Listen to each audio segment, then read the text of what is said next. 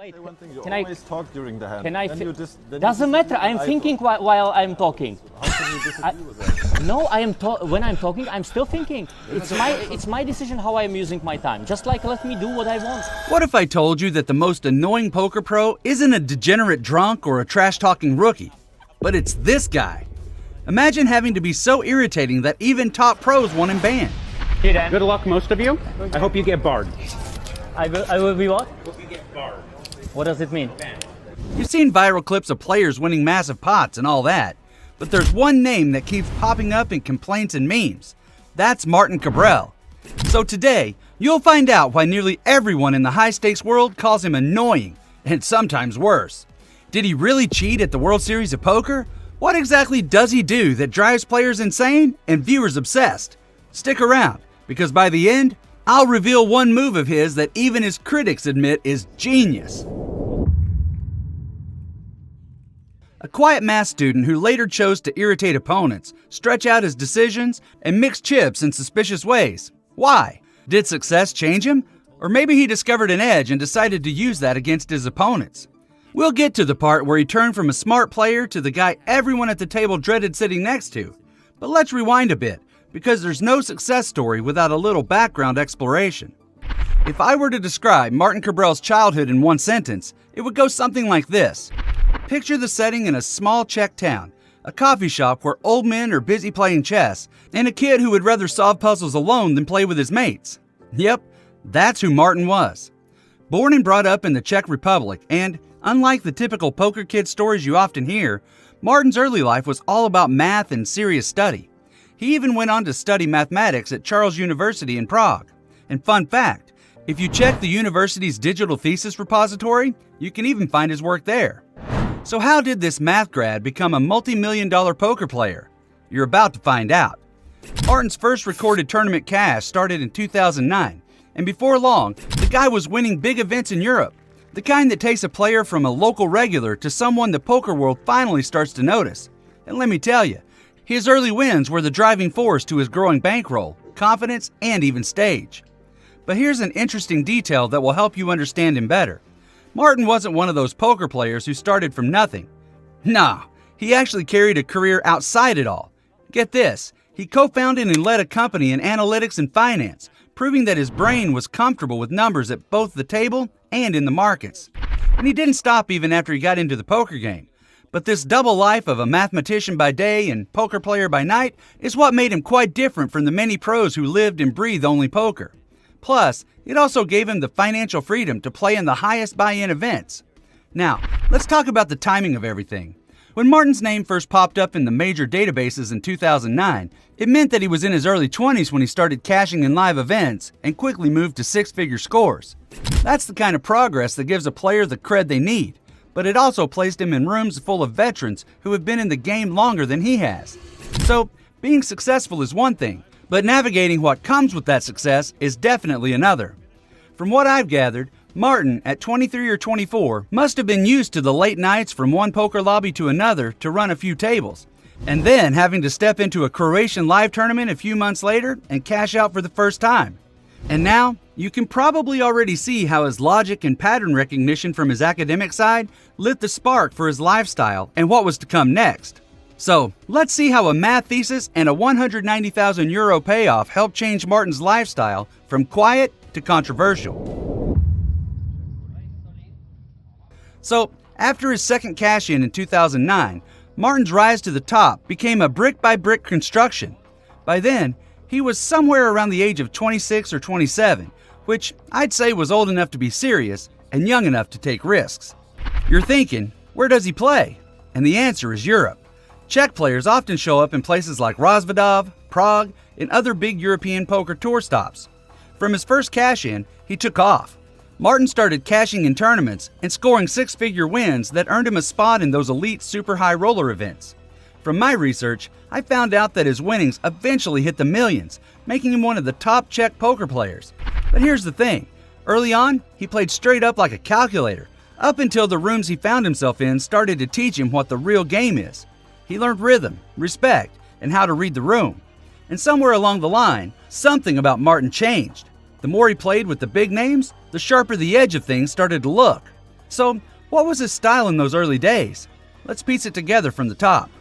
In his early days, Martin Kabrhel's style was almost unrecognizable compared to what people see now. If you go back and watch old clips or read early write-ups, you'll find a guy who was calm and eerily patient. But as he moved into the high roller circuit, two big things changed. First, the stakes skyrocketed. I'm talking buy-ins that would have most people sweat bullets. Second, the cameras were everywhere.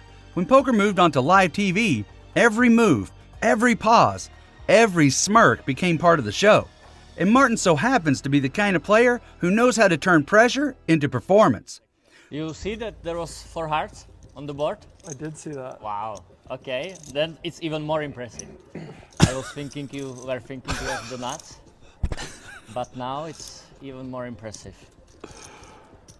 Norway, tough table, yeah? But it's World Championship of Poker, so what can you expect, right? Let's look at a few moments that shaped that transition. The first one was the EPT Prague Slow Roll, which happened in 2022 and was one of the first times fans saw TV Kabrhel in full form.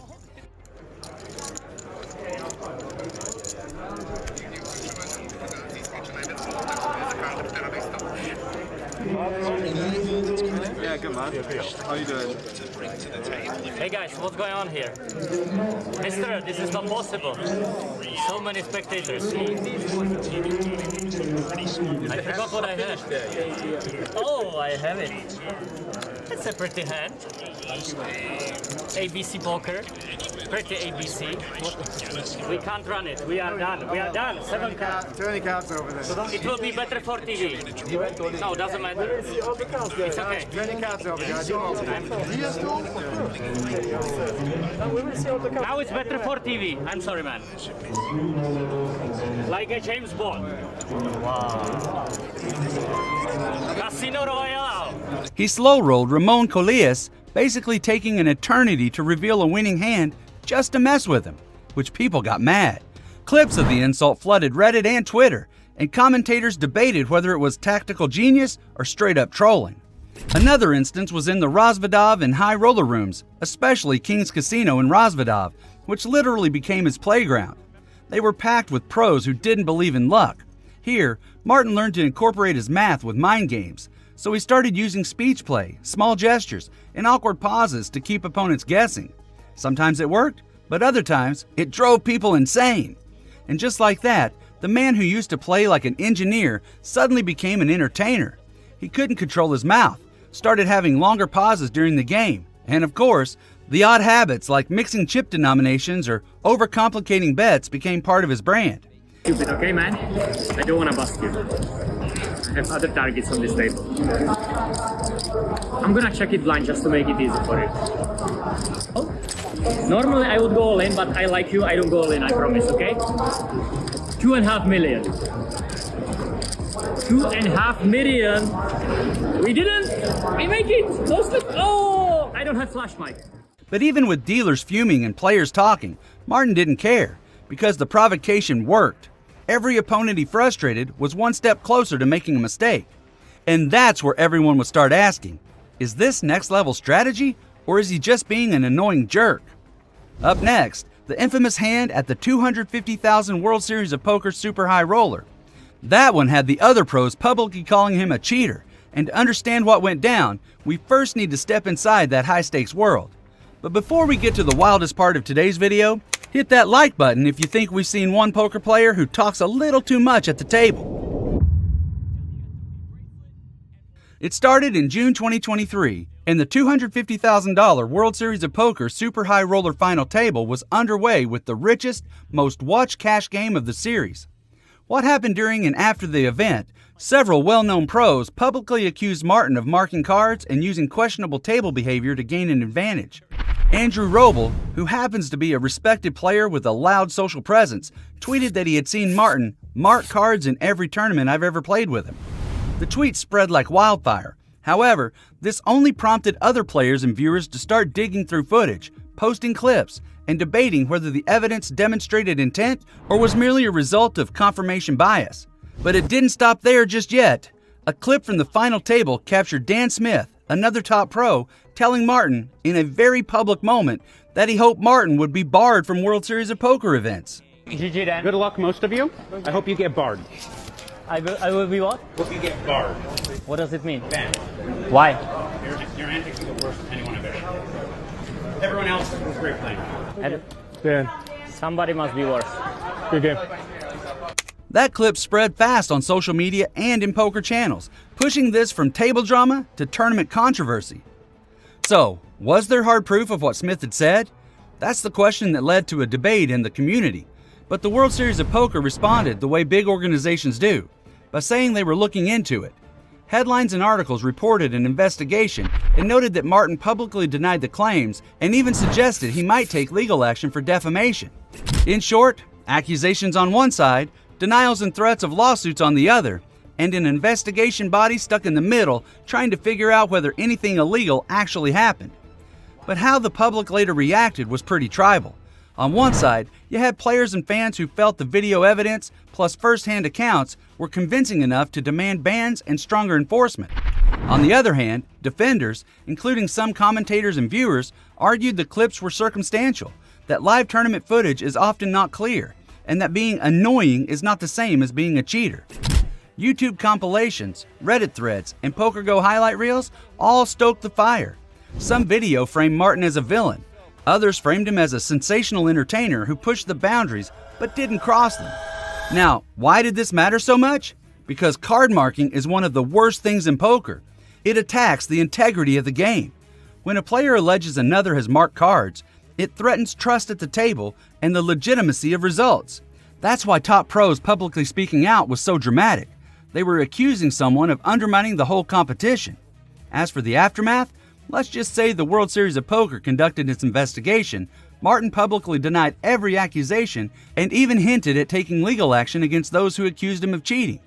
There were a lot of clips where you pressed into the cards. Why do you do that? I can't really control it. I know I'm doing it sometimes. I don't know the word for it. Maybe it's like a tick or whatever. I will try to be more careful in the future that people don't think that I'm doing something wrong. When somebody has problem with what I'm doing, what I suggest, please ask me or call the floor and say, hey, I am not happy what Martin is doing. Hey, can you address it? At a couple of different points, in hand, you stood up and leaned over. It seemed like you're looking at cards in different angles. Why are you standing up? I was never looking at the opponent's card. I was always checking the stack and maybe reaction tells from the persons, yeah? I understand I am doing it in a weird way. My personality is just like that. My game is just like that. But after everything, nothing concrete came out of it.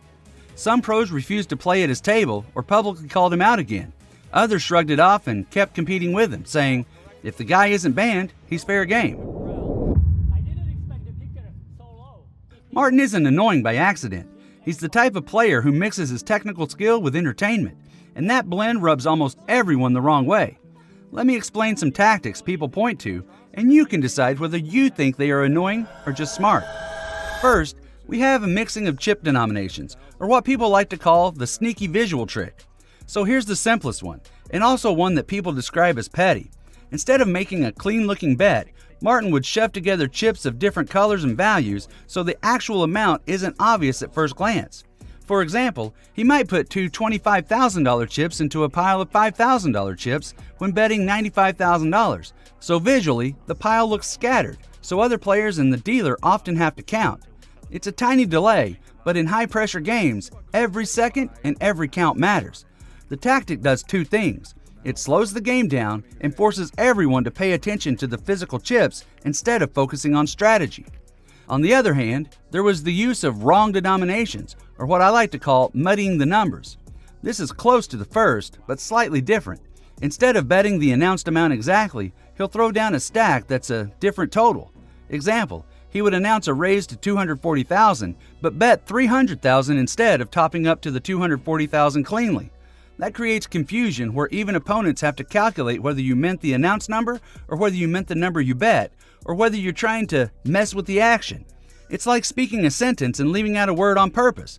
Everyone's brain fills in the gap and sometimes fills it in wrong. Players call it sloppy, while reporters and writers who track these behaviors flagged it as one of the most consistently irritating moves. And just like I mentioned before, Martin intentionally prolongs his decision making. You've seen it. A river card comes down. Someone clearly has nothing, and instead of mucking their hand, They stare into the middle distance for extra dramatic seconds. Martin is notorious for dragging decisions out even when his fold is obvious. That noise of time does two things. It wastes energy and it puts emotional pressure on the next decision maker. For viewers on stream, it's boring, but for opponents, it's irritating and sometimes rage-inducing. These long pauses become a pattern, and that pattern is why so many pros started to call him out publicly. Martin's antics at the table are worse than anyone I've played with. Playing with him is unbelievably unpleasant. He's rude. He takes the full 30 seconds every time. And last night playing with him, it felt like something not kosher was going on. Can't know for sure, but I think it's ridiculous that he's allowed to play in the tournament. Another thing Martin was very guilty of was slow rolling. This is when you delay showing a winning hand, usually after your opponent has shown theirs, basically rubbing the loss in their face. Martin has multiple viral clips with the EPT Prague slow roll against Ramon Callias and a 2-minute Hollywood River show with Joni Jukimainen in another high roller, which made him infamous. These moments are very personal. Even players who tolerate table talk get furious at intentional embarrassments. Clips of those hands lit up Reddit and poker YouTube shorts, and they're a huge reason his name trends when a big event rolls around. And finally, we have the talk. Martin talks, like a lot. He uses speech to unsettle opponents, from jokes to questions to comments about a hand-to-rail engaging banter. Speech play, which is basically talking during a hand to mess with your opponent, is a common poker tactic. Most pros do it lightly, with a sense of etiquette, but Martin takes it to another level. He just doesn't stop talking. Dealers, commentators, and other players have all said the same thing. He never stops talking. Germany. Yeah, we won against Germany. I'm happy. I'm celebrating. Premature celebration. 6 for the second time. Third time. Salt. Salt! Not like that. Not like that.